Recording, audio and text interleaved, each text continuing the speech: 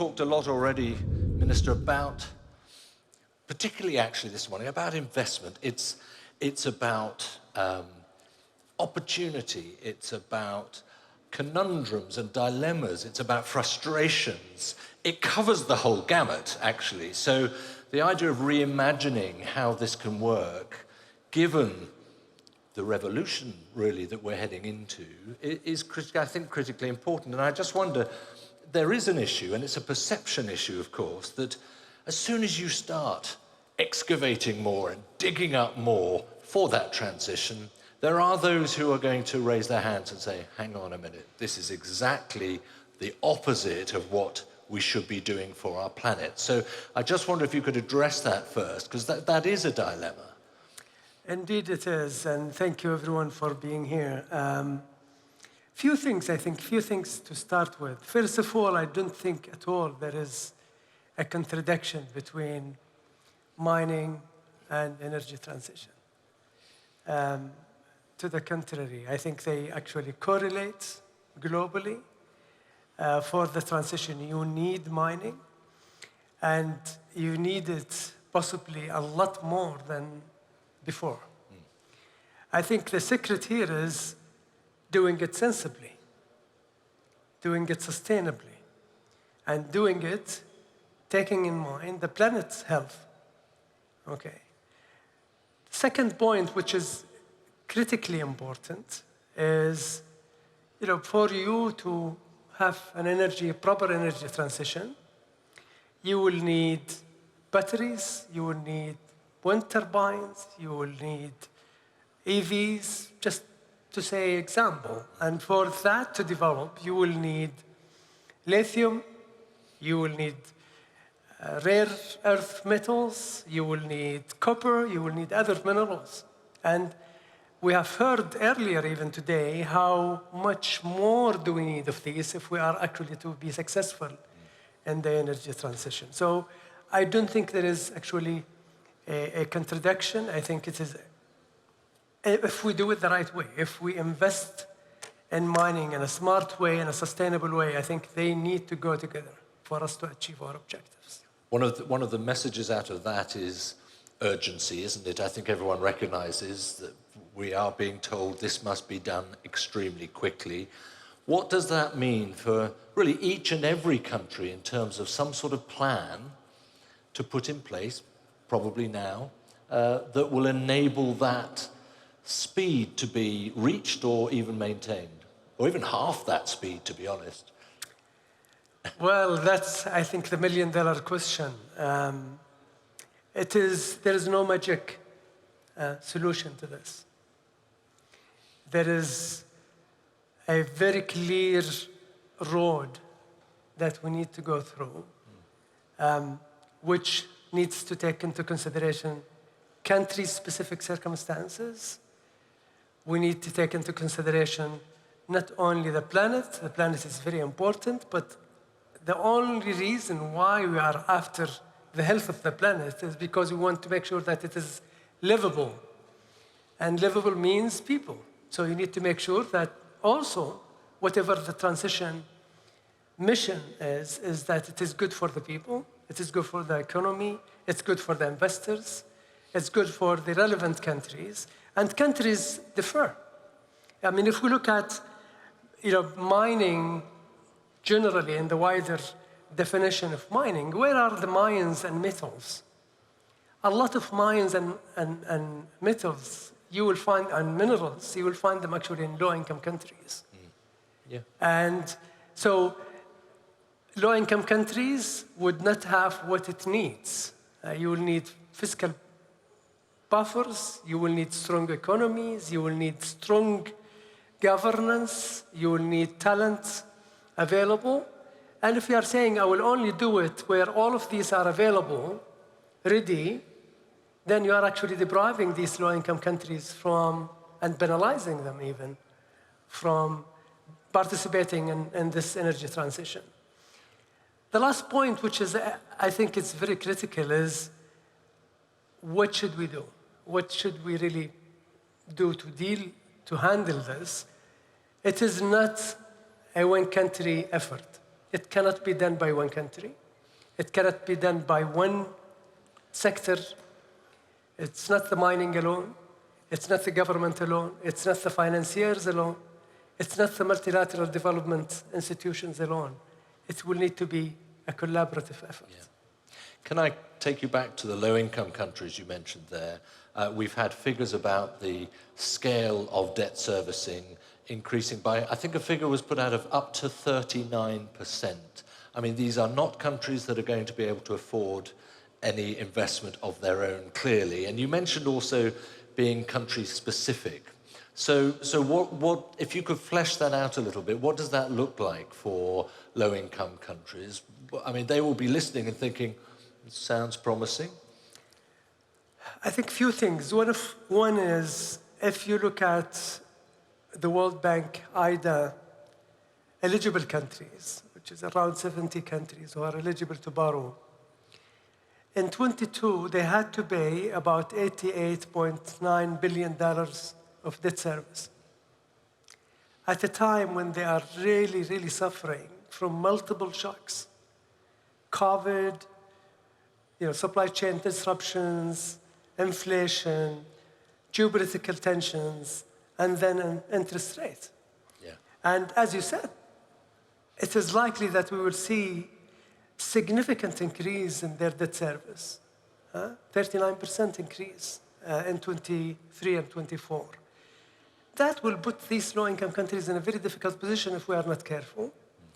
And this is why within the G20, within the IMF, and within the World Bank, but also in the wider scope, there is a lot of discussion about how should we deal with debt distress and help these countries restructure their positions, their debt, in a way that is more sustainable, in a way that will enable them to join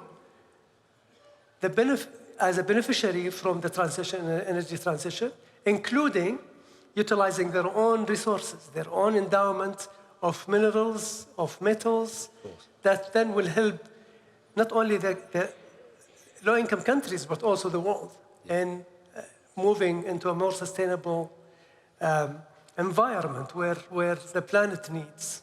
So it's a long journey where all these constituents, whether it is investors, whether it is the multilateral development institution, whether it is the sovereign wealth fund, whether it is investors, need to work together. And there is a lot of effort already underway, but still there will need to be more efforts to make sure that we don't leave these countries behind. There is some optimism in some of the examples you've given there, actually, about extracting now and using that to some extent to help to manage debts. I see interest rates are beginning to fall in certain parts of the world, which possibly would alleviate a little bit of the pain. So let's just have a think then, briefly, if we can, about how you get that investment into the system and now, and who has to put it there? Because, as you've made very clear, time is ticking. Absolutely. I think you will need a combination of few things.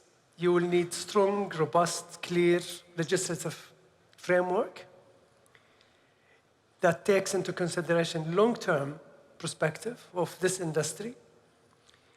You will need to ensure that multilateral institutions support particular countries who are in need, who really are unable to do it themselves. You need to make sure that you create an ecosystem that is able to actually crowd in private sectors. You need to make sure that you remove ideology from the equation and bring science. And I've borrowed a statement, I quoted a statement from a friend before, which says, you cannot have your cake and eat it and even lose weight. So you can't have these. I mean, it is a balance between the environment, which is very important, growth, which is very important, affordability, which is very important, and making sure that the financial system is able to provide financing to mining companies. I mean, we need a lot more mining than what we have today. I think you have heard it a few times today.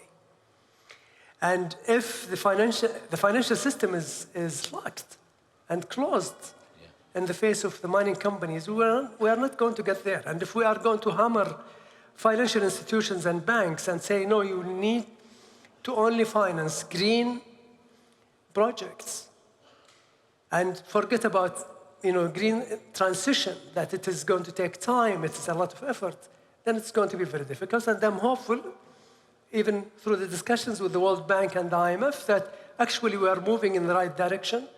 It's painful, it's slow, but hopefully we will be there. I think you have spelled out a route. Our title here is Reimagining Global Finance, and that sort of opens up all sorts of possible vistas and what could we do and how much creativity and innovation might there be. And there is clearly space for that, isn't there? Absolutely. But I think you need to reimagine finance. You need to reimagine finance. And this is why I said, if we continue the rhetoric of putting pressure on financial institutions, we are not going to get into the transition, which is going to be very unfortunate. And from what I've heard from investors, from some of the mining companies, there is also that need to reduce risk. And that has been fairly apparent in much of the work and the development funding that Saudi Arabia has been bringing to the fore. Absolutely. I mean, I think in Saudi, I can tell you, a 70 years journey, we learned a lot. And we learned that you need to take long-term perspective, you need to be patient, and you need to be very focused. You need to make sure that you work collaboratively, you need to make sure that you provide incentives, you need to make sure that you de-risk for the private sector certain risks that they cannot afford to take. But at the same time, you need to avoid complacency. So you need to put them in their toes when it comes to ESG. You need to make sure that they are efficient in their business. They are doing it in a sustainable way. Private sector is able to do this. We have seen examples after examples of private sector actually being able to do this in Saudi Arabia and elsewhere. And there is no reason why this cannot be expanded. But just as a last point, there are investors out there who might be turning now to looking at mining as a possible route, particularly with critical minerals. But it's been pointed out to me here, and I'm very much an ignoramus on mining, at least I felt I was, that it is massively complex and complicated as an investment proposition, isn't it? Is there a way, do you think, of communicating better the messages about critical minerals in particular? I think yes. Few things to take into consideration. One is we recognize as governments that for mining to develop, it is 10, 15 years journey, which means investors will need predictability and clarity in legislation. Investors need to know that the government, as I said last year, the government does not take this as a revenue play, but as an economic play. And therefore, their success as investors is your success. If that equation changes, then it's a problem. So you need to make sure that your legislative process sends this message very clearly, robustly. And you need to communicate. You need to communicate with investors. You need to communicate with financiers to make sure that they all work together to achieve that sustainable development. Otherwise, it will not work. Well, let's hope that this forum is another step on the route from talk to action, which is, of course, the key. Your Excellency, thank you so much for laying that out with crystal clarity as well. Ladies and gentlemen, His Excellency, thank you very much indeed for being with us. Thank you very much.